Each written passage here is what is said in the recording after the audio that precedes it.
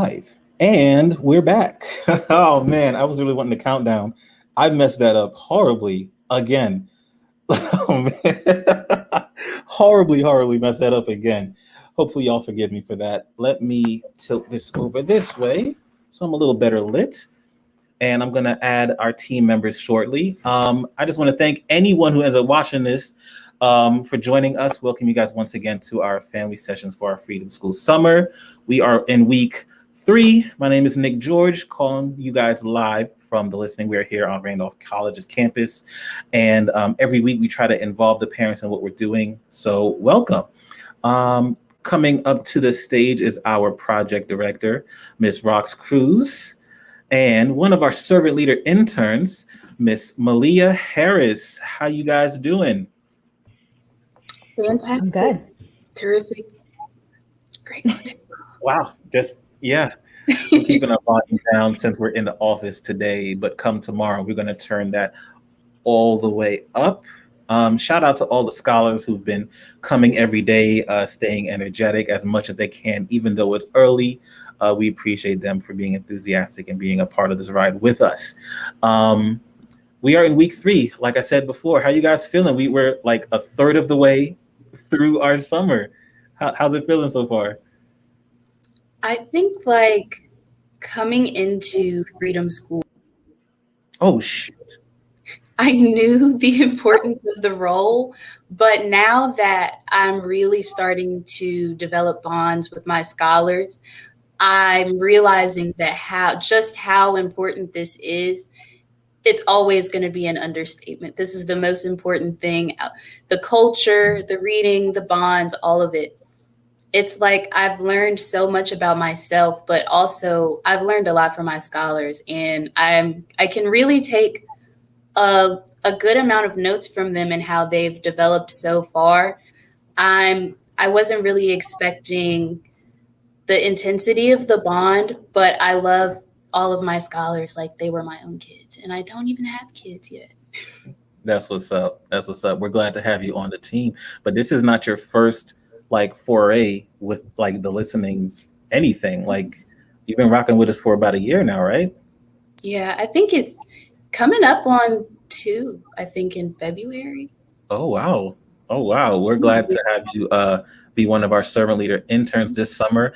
For any of our watchers who end up watching this later, let us know a little bit like where you're from, what you're studying, favorite indie R&B album. I don't know what you may feel like sharing. For my potluck last week, we figured out what song we were going to use just because it came on when I was on the way to work. We ended up using the first verse in the International Players Anthem by UGK. And Wow. I wasn't expecting the scholars to know what that song was, because a lot of people my age don't know what that song is. And they knew it, and they knew the words, and I was pretty surprised. Wow. So how did you make that work? Because UGK and Outkast is, I don't even know if it's with your generation. Like that kind of like, I don't know, Rox, what grade were you in with when that dropped? That was like Middle school? So how did you make that work? Like how did you make that relevant for our scholars? Because every servant leader has, their own afternoon activity, their own potluck. How did you make it relevant for your kids? So each week we go over a different sound device that's a part of figurative language, essentially. So in weeks 1 and 2, we did similes and metaphors. And last week we did oxymorons. So the Outcast verse is filled with all 3 of them. So it was nice for them to be able to revisit the things that we had already studied.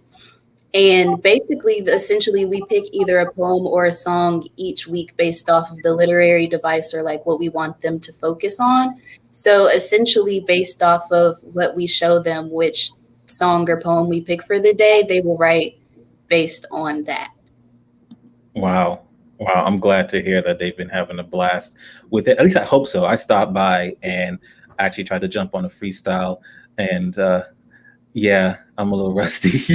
I didn't even know that I could freestyle until I started freestyling in that moment, because we tell them all day long that they can do this because there is something inside so strong. So I'm like, I guess I can do it too. And I Hey, just learned how to rap in that moment. right. And most folks don't even know that Rox can spit too. I wait, I'm sorry, I shouldn't have. I'm gonna pay for that later, but speaking of bars, anyway, we're just gonna move on past that and jump into talking about our theme for this coming week. Oh, look, she's almost as red as her hair. Oh. Listen, if I'm gonna pay for this later, I might as well make it worth it. It Oh. just keeps presented itself. Yeah, man.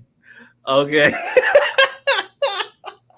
So our theme for this coming week, we've had to switch it up a little bit because our Freedom School program is nothing if it didn't have any curveballs and everything thrown at it. Any parents that were with us last summer know that each week has a theme, has a focus. I believe I can make a difference in 5, 6 different areas. This past week, as Malia was talking about briefly, we believe that they can make a difference in their world. You know, we saw a lot going on. We continue to see a lot going on in the world around us. This next one, I think I actually got that wrong. We're going into the week about our world.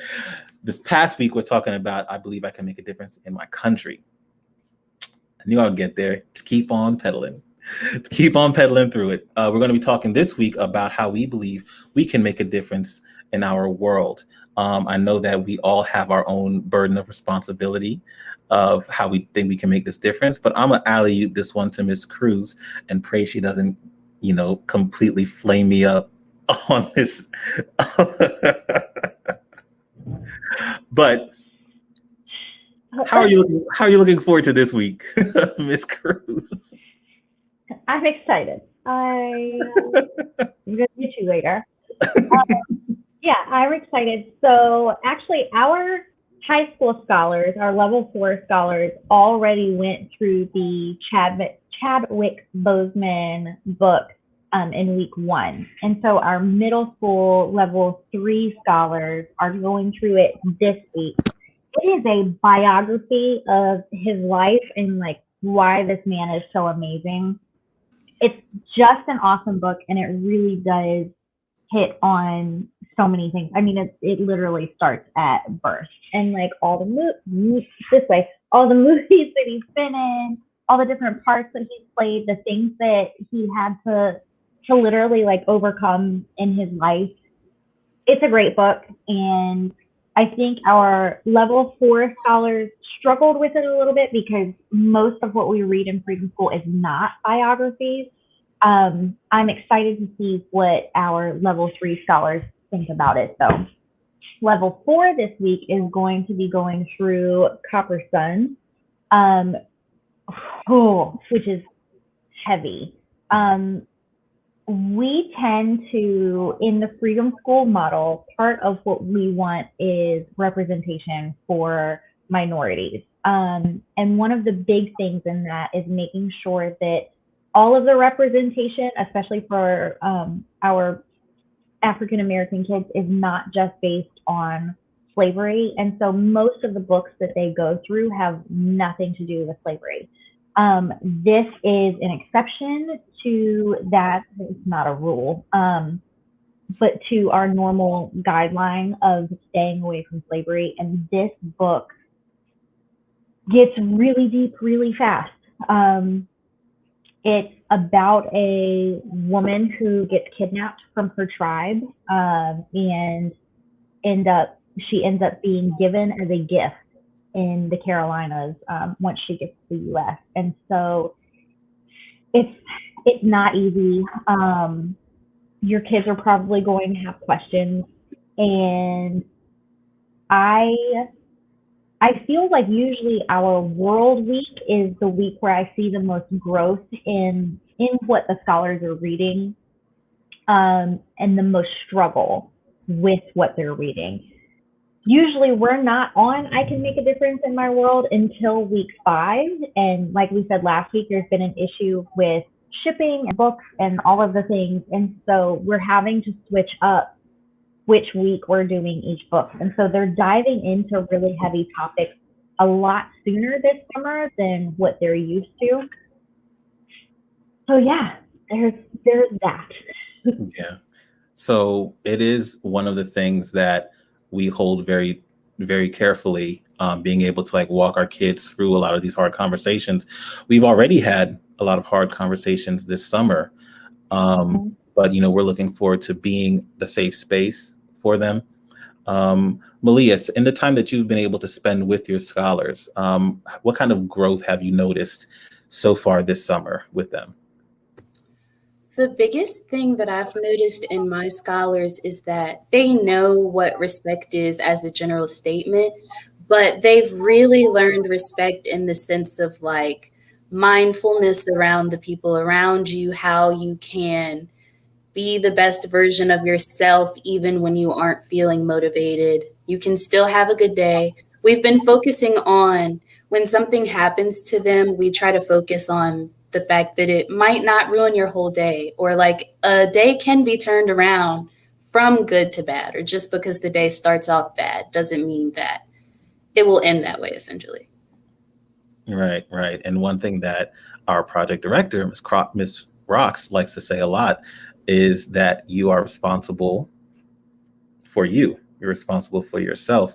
And that's not to necessarily say you can not take responsibility for your team, your family, your community, or anything around you, but you have a lot of that power inside of you. So it's best to get familiar with that. And sometimes getting familiar means having those difficult conversations. Each of our scholars is dear and important to us. So this week, while shorter, this week promises to be interesting. And as we do with each week, when we're done with the week, the kids take these books home. So parents, guardians, family members, please definitely like snatch that book when they get home and you can read it yourself. This is not the kind of thing where we just stop the movement as soon as the week is over. So definitely take advantage of it and engage in conversation with your kids. I could say our kids, but definitely take advantage of that and walk this walk with them as well. As I did just mention, this week will be a bit shorter because there is a big holiday going on. But in that holiday, we also wanted to make sure and invite families, community members, guardians, or scholars themselves to join the listening at our upcoming open mic session. We're excited about it. It'll be at Mission House Coffee. I guess the theme for that is waiting on the world to change, or waiting for the world to change. The information is on our website, welcometothelistening.org. You can also just RSVP to the event on our Facebook page. But we're looking forward to having this space together creatively. There's been a lot of artists that have already signed up. Shout out to Najee. Shout out to Malia, who's sitting right there, who've already RSVP'd to join us on this open mic. There's other folks that may slide through. We'll see what happens. We are still going to try to make it as safe as possible. So if you have a mask, please bring it and wear it. Otherwise, we hope to have a great time. Also, letting you guys know about one of the biggest things about our program is our National Day of Social Action. Now, every Freedom School site around the country celebrates on this day, as well as other organizations, and everyone has a theme. As we've talked about with past videos, this year's theme is focused on the youth as usual, but we're looking at youth justice, youth incarceration. Rox, what other information is there? Because this might be some language that people are new to or unfamiliar with. Why is this so important for us to do this year? So one of the biggest misconceptions of youth incarceration is that it's needed, or that it is helping, or that it is inexpensive. So the scholars got to actually learn last week that Virginia itself we had 2 youth prisons, now we only have 1. And that we have about, I think it's 24 juvenile detention centers. What blew our minds is that to put a child in youth incarceration for 1 year is, I think the lowest amount in Virginia is $170,000 for a year. Whereas it takes about $12,000 to put them through public school And then one of the higher private colleges in the area is around $50,000 a year. And so like you could be putting kids through college for the amount that you're paying to keep them in jail. And none of it's helping. So the recidivation rate of kids that are incarcerated is really high. And they are finding that the more preventative action that there is and the more rehabilitation that there is, the less recidivation, of course. And so instead of pouring money into nonprofits like The Listening Freedom School, people are pouring tax dollars into youth prisons and youth incarceration, and it's really ridiculous when you think about it.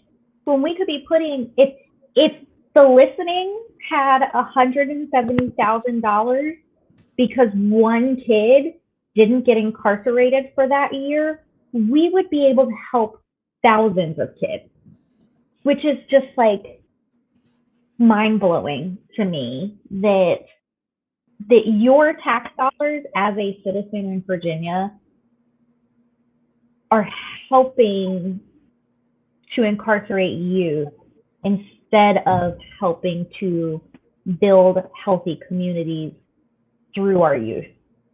Yeah, so the kids, I had them sit down and watch a TED Talk by this man named, I believe it's Harry Grammer. Yes, Harry Grammer. And we're going to put a link in here for that. It's an amazing TED Talk. They're going to be watching a couple other videos on youth incarceration, and we're going to actually start talking about how we can help the problem this week. Last week, they got educated on it. They now understand what it is. This week, we start to plan our social action. And this is my favorite part of Freedom School, really. Yeah, it's one that I look forward to. It's one that I believe sets us apart in being able to have these conversations with some of our most vulnerable populations, our young people, and they're impacted in a lot of the things that we adults talk about. So not including them in these conversations feels backwards. So it is a heavy burden, but it's something that we definitely look forward to when it comes to youth incarceration or youth justice. And Rox, you and I have had this conversation that we need to be creative in thinking about how to support and serve our young people. We're not removing accountability off the table, but we're just saying that putting young people in a box and throwing away the key without any plan or process for just seeing them, listening to them,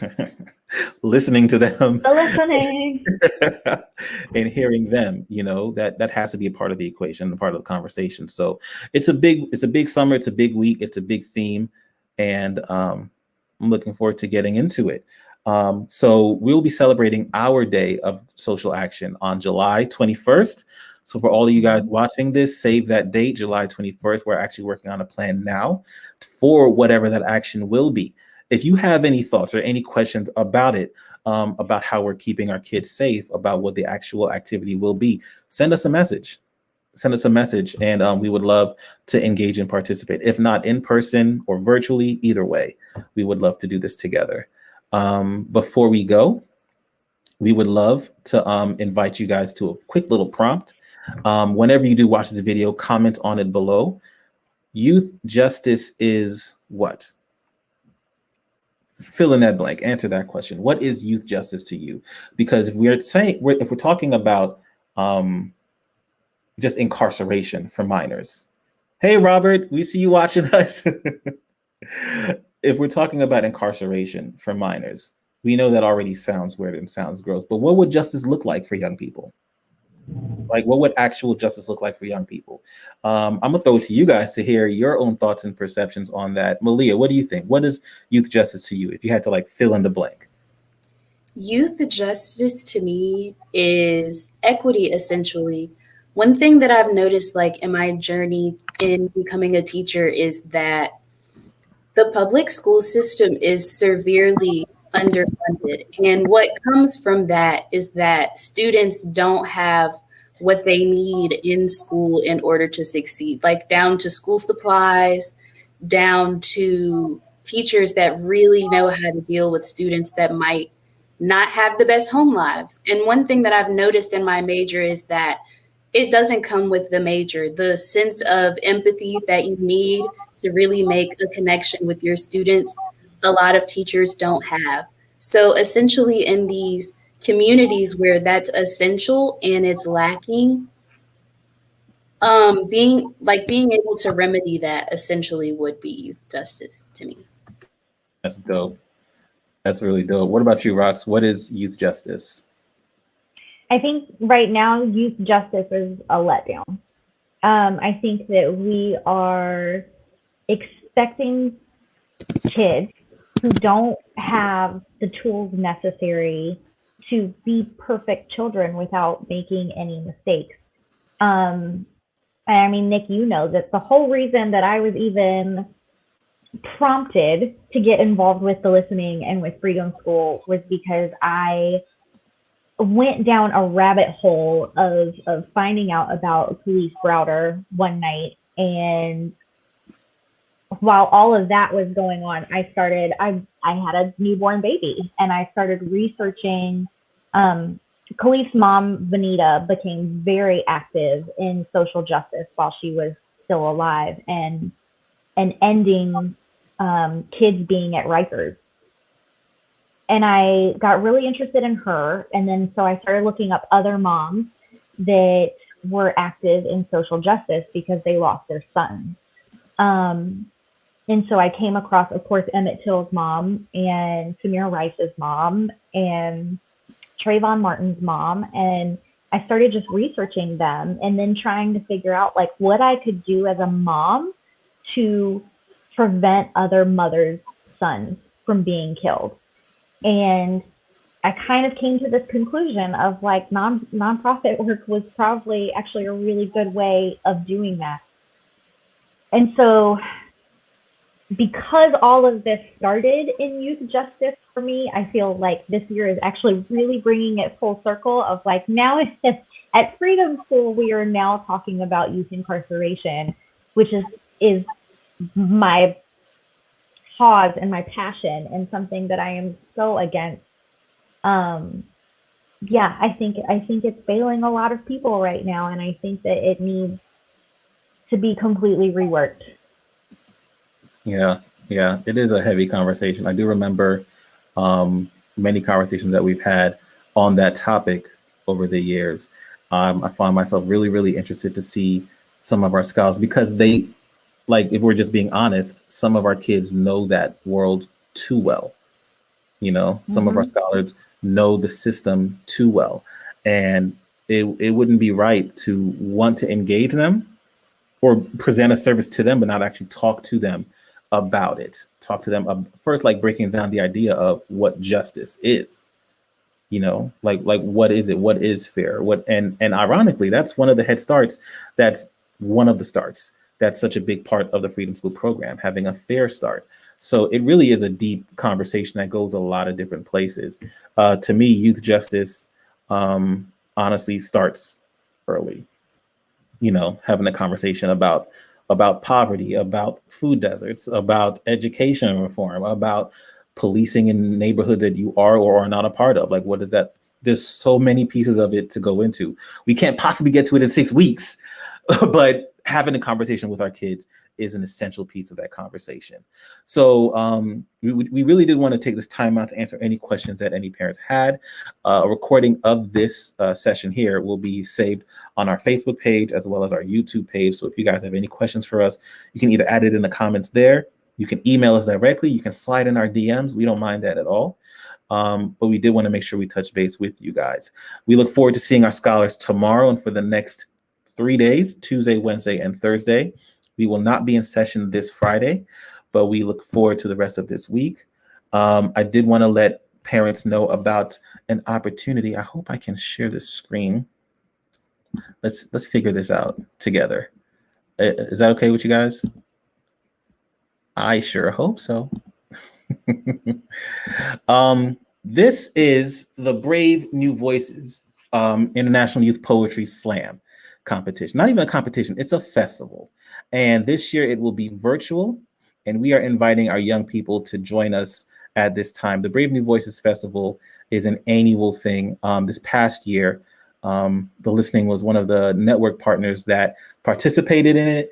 And it's amazing to see so many young people across the country being celebrated for their words, being celebrated for their creativity inside of them.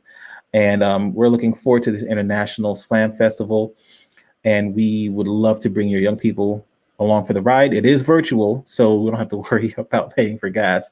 But if you know anything about The Listening, you know that we believe in the transformative power of the performing arts. All across the country during this pandemic and before the pandemic, young people have been using poetry, using writing, just like one of our own afternoon activities, our own potlucks here. We've been using this creativity for young people to use their voices, and we look forward to exposing them to a world of creative writers all across the country, from big cities, small towns of the South. Virginia is represented here, if for no other reason than for The Listening, to say that, hey, we're here and we got a voice. So we're looking forward to it. If you'd like any more information about the Brave New Voices Festival, hit us up, reach out. We'll be talking to our scholars about it, but we're looking forward to it.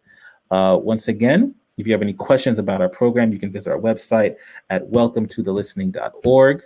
Hope to see you this Friday at our summer open mic. The theme is Waiting on the World to Change. We're going to be at Mission House Coffee celebrating a month-long campaign that they did with us. Shout out to Mission House Coffee for helping support our program, supporting The Listening and everything that you guys are doing this month.